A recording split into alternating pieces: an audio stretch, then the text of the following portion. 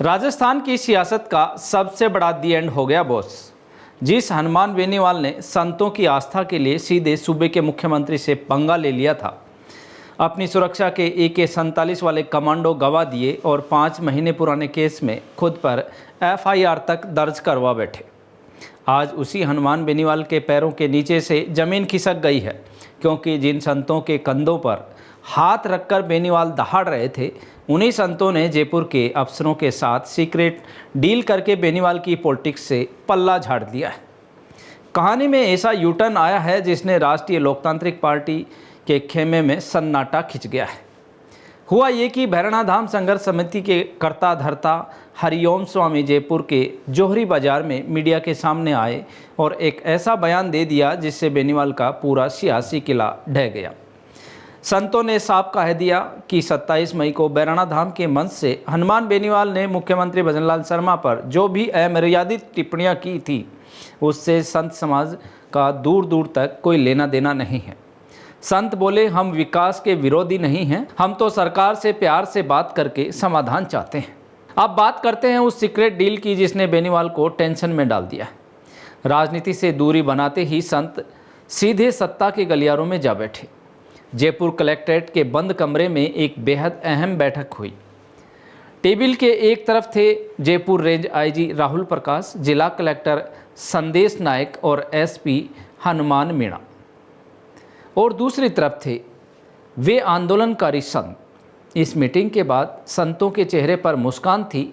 इतना ही नहीं, शाम होते होते गृह राज्य मंत्री जवाहर सिंह बेडम और मंत्री सुमित गोदारा ने भी संतों को दादू धाम में विकास का पूरा भरोसा दे दिया।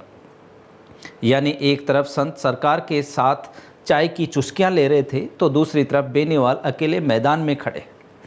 लेकिन भाई, हनुमान बेनीवाल भी इतनी जल्दी हार मानने वाले खिलाड़ी नहीं हैं।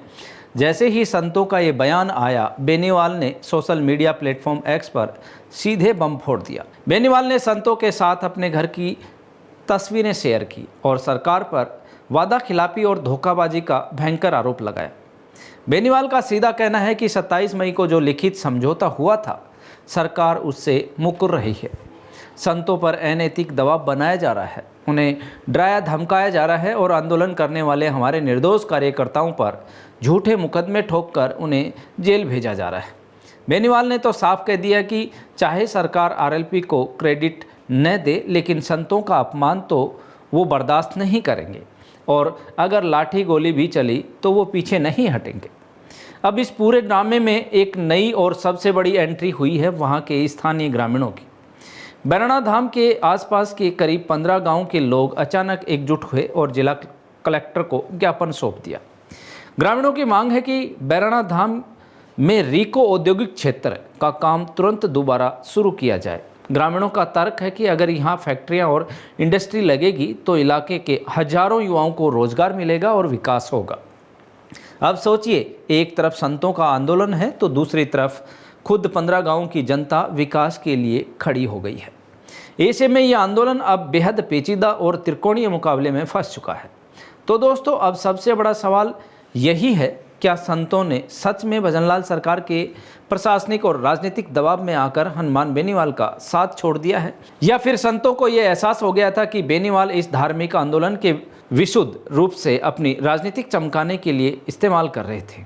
इस पूरे सियासी खेल पर अब आपकी बेबाक और निष्पक्ष राय क्या है? कमेंट करके तुरंत अपनी राय लिखिए। राजस्थान की सियासत के ऐसे ही कड़क और नए फ्लेवर वाले अपडेट्स के लिए अभी सब्सक्राइब करें हमारा चैनल जागो इंडिया जागो।